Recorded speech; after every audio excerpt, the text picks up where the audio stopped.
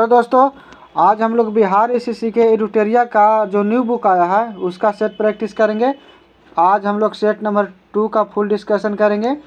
यदि आप लोग सेट नंबर 1 नहीं देखे हैं तो पिछला वीडियो में जाकर देख सकते हैं, चैनल के प्लेलिस्ट में जाकर देख सकते हैं। तो आज हम लोग सेट नंबर 1 के बाद 2 का संपूर्ण विश्लेषण करेंगे। तो पहला क्वेश्चन क्या कर रहा है, फ्यूज का सिद्धांत संबंधित है, किससे संबंधित है फ्यूज का सिद्धांत? ऑप्शन नंबर ए इसका राइट आंसर हो जाएगा।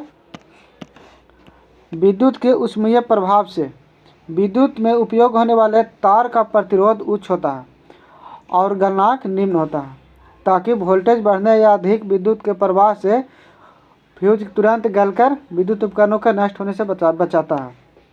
उसके बाद हम लोग सेकंड नंबर क्वेश्चन देखेंगे। यदि एक गोलीय दर्पण को किसी द्रव में डुबोया जाता है तो उसका फोकस दूरी होगा, उसका फोकस दूरी क्या होगा? तो ऑप्शन नंबर सी राइट हो जाएगा, अपरिवर्तित हो जाएगा, अपरिवर्तित होता है। क्यों? क्योंकि फोकस दूरी गोलीय दर्पण का एक गुण है, इसीलिए फोकस दूरी में कोई अंतर नहीं होता है, अर्थात द्रव में डुबाने पर अपरिवर्तित रहता है। तीसरा क्वेश्चन है, प्रकाश तरंग के एक माध्यम से दूसरे माध्यम में जाने पर जो चर वेरिएबल प्रभावित होता है वे है, तो ऑप्शन नंबर ए इसका राइट आंसर हो जाएगा, वेग और तरंग दैर्ध्य। प्रकाश तरंग एक माध्यम से दूसरे माध्यम में जब जाता है तो प्रकाश आवृत्ति अपरिवर्तित रहता है, लेकिन वेग और तरंग दैर्ध्य बदल जाता है। फोर्थ नंबर क्वेश्चन है, किसी बिंदु पर फ़ारेनहाइट तापक्रम सेंटीग्रेड तापक्रम का दोगुना होता है, दोगुना क्या होता है? तो 160 degree Celsius. Option number C right हो जाएगा, 160 डिग्री सेल्सियस।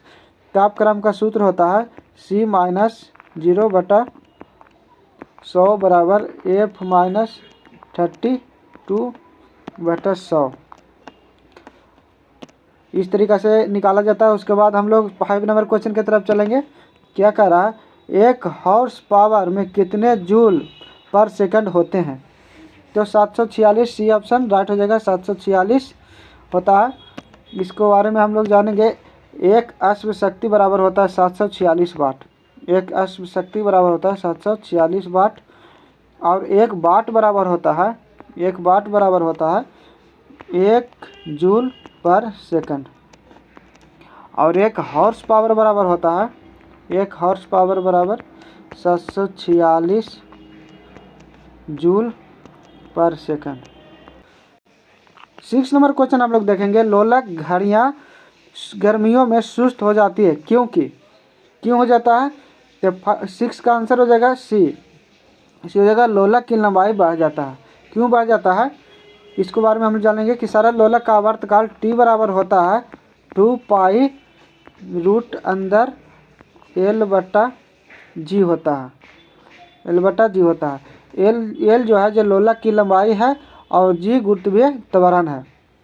उसके बाद हम लोग 7 नंबर क्वेश्चन में तो चलेंगे। 7 नंबर क्वेश्चन का कह रहा है, अतिचालक का लक्षण है शून्य पारगम्यता। शून्य पारगम्यता इसका राइट आंसर होगा, क्योंकि पारगम्यता किसी पदार्थ का वह गुण होता है जो चुंबकीय क्षेत्र स्थापित किए जाने में उस पदार्थ द्वारा प्रदर्शित सहायता की मात्रा बताता है। अतिचालक की पारगम्यता शून्य होता है। उसके बाद हम लोग 8 नंबर क्वेश्चन देखेंगे। क्या कह रहा है, निम्नलिखित में से कौन आउटपुट डिवाइस नहीं है? तो बी ऑप्शन राइट हो जाएगा, आउटपुट डिवाइस टच स्क्रीन नहीं है, टच स्क्रीन आउटपुट डिवाइस नहीं है। उसके बाद हम लोग जानेंगे इनपुट डिवाइस में कौन आता है, आउटपुट डिवाइस में कौन आता है। इनपुट डिवाइस का भी बात करेंगे हम लोग। इनपुट डिवाइस, तो इसमें इनपुट में आता है कीबोर्ड, माउस, उसके बाद स्कैनर और जॉयस्टिक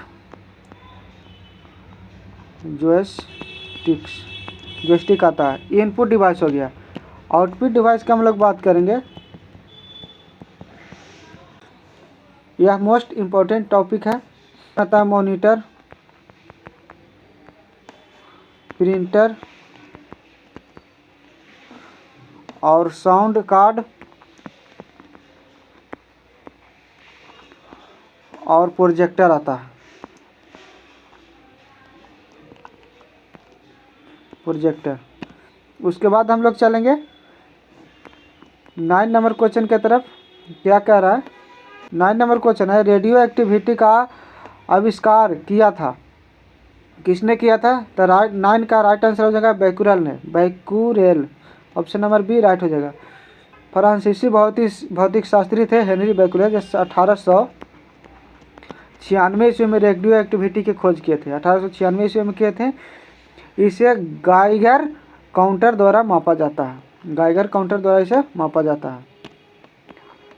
10 नंबर क्वेश्चन हम लोग देखेंगे, परमाणु में कक्षों को भरने का क्रम नियंत्रित होता है। तो 10 का राइट आंसर हो जाएगा ए, अफबाऊ सिद्धांत पर, अफबाऊ सिद्धांत के द्वारा नियंत्रित होता है। अफबाऊ सिद्धांत के अनुसार इलेक्ट्रॉनिक सर्वप्रथम निम्न ऊर्जा स्तर में जाता है और इसके बाद स्तर को पूर्णतया भर जाने के बाद उच्च स्तर में जाता है। यह क्रम चलता रहता है। यह नियम इलेक्ट्रॉनिक विन्यास लिखने की एक सरल विधि प्रदान करता है। 11 नंबर क्वेश्चन हम लोग देखेंगे, क्या कह रहा है। निम्नलिखित में से कौन एक मूल तत्व है, कौन एक मूल तत्व है। तो इसका आंसर हो जाएगा हीरा। ऑप्शन नंबर सी राइट हो जाएगा हीरा। हीरा कार्बन का शुद्धतम रूप है, एक मूल तत्व है और यह सभी कार्बन हाइड्रोजन ऑक्सीजन के मिश्रण है, सभी कार्बन हाइड्रोजन एवं ऑक्सीजन के मिश्रण है। उसके बाद हम लोग चलेंगे 12 नंबर क्वेश्चन में, सोप स्टोन टाल्क मुख्यतः है। तो 12 का राइट आंसर हो जाएगा मैग्नीशियम सिलिकेट, मैग्नीशियम सिलिकेट हो जाएगा, क्योंकि सोप स्टोन मुख्यतः मैग्नीशियम सिलिकेट का होता है, जिसको टाल्क के रूप में भी जाना जाता है। यह मुलायम खनिज है, यह मुलायम खनिज है। 13 नंबर क्वेश्चन हम लोग देखेंगे, निम्नलिखित में से कौन सा जोड़ा तांबे के मिश्र धातुओं का नहीं है। तो ऑप्शन नंबर डी इसका राइट आंसर हो जाएगा रोज मेटल एवं टाइप मेटल, जिसमें हम लोग देखेंगे पीतल है किसका मिश्रण। तो copper plus zinc, copper plus zinc का है कांसा। एग्जाम में बहुत पूछा जाता है, यह कांसा है जो कॉपर प्लस एस मतलब टीन। उसके बाद जर्मन सिल्वर हम लोग जानते हैं, जर्मन सिल्वर, जर्मन सिल्वर, तो जर्मन सिल्वर होता है copper plus zinc Z N plus nickel. 14 number question हम लोग देखेंगे, बेकिंग सोडा है, बेकिंग सोडा क्या है। तो इस और राइट आंसर ए हो जाएगा, ये हो जाएगा sodium hydrogen carbonate, sodium hydrogen carbonate हो जाएगा इसका राइट आंसर। इसका फार्मूला क्या होता है। तो NaH होता है CO3 और इसको बोला जाता है सोडियम बाइकार्बोनेट और sodium hydrogen carbonate, baking soda, baking powder, इसी को बोला जाता है। 15 नंबर क्वेश्चन हम लोग देखेंगे, निम्नलिखित वैज्ञानिक में से किसने स्थिर अनुपात के नियम को प्रतिपादित किया था। तो ऑप्शन नंबर ए इसका राइट आंसर हो जाएगा जोसेफ प्रॉस्ट। इसमें हम लोग जानेंगे कि स्थिर अनुपात के नियम का प्रतिपादन 1787 ईस्वी में जोसेफ प्रॉस्ट ने किया था। इस नियम के अनुसार किसी रासायनिक यौगिक के अवयव जैसे होता तत्व सदैव एक निश्चित अनुपात के में विद्यमान रहता है। जैसे जल, जल में जल H2O हम लोग देखेंगे कि इसमें हाइड्रोजन और ऑक्सीजन हमेशा 1:8 के अनुपात में मौजूद होता है। उसके बाद हम लोग 16 नंबर क्वेश्चन देखेंगे, क्या कह रहा है। मॉर्फिन किससे प्राप्त होता है। ऑप्शन नंबर सी इसका राइट आंसर हो जाएगा फल से। मॉर्फिन जो अपरिपक्व फल से प्राप्त होता है।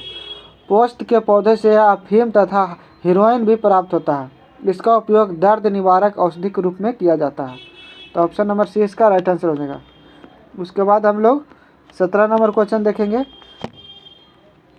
हमारे तंत्र में अधिकतम ATP अणुओं को उत्पन्न करने वाला पद है। तो ऑप्शन नंबर सी हो जाएगा क्रेब्स चक्र, क्रेब्स चक्र इसका राइट आंसर हो जाएगा। हमारे तंत्र में अधिकतम ATP का उत्पादन क्रेब्स चक्र में होता है।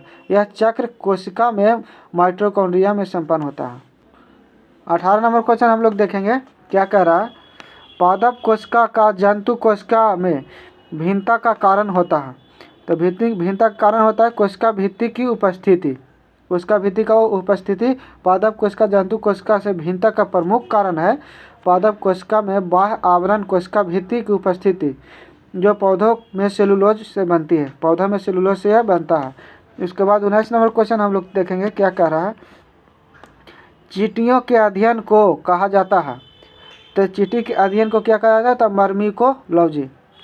मर्मिकोलॉजी, ये आंसर राइट हो जाएगा। कौन सा अंग वसा को तोड़कर कोलेस्ट्रॉल बनाता है, तो ऑप्शन नंबर ए इसका राइट आंसर हो जाएगा लीवर, यकृत। यकृत होता है जो कोशिका वसा उपापचय जैसे बोला जाता है में महत्वपूर्ण भूमिका निभाता है। यह वसा को तोड़कर कोलेस्ट्रॉल बनाता है। वसा शरीर को ऊर्जा प्रदान करने वाला प्रमुख खाद्य पदार्थ है। तो आज के लिए इतना ही, फिर मिलते हैं नेक्स्ट वीडियो में। Thank you.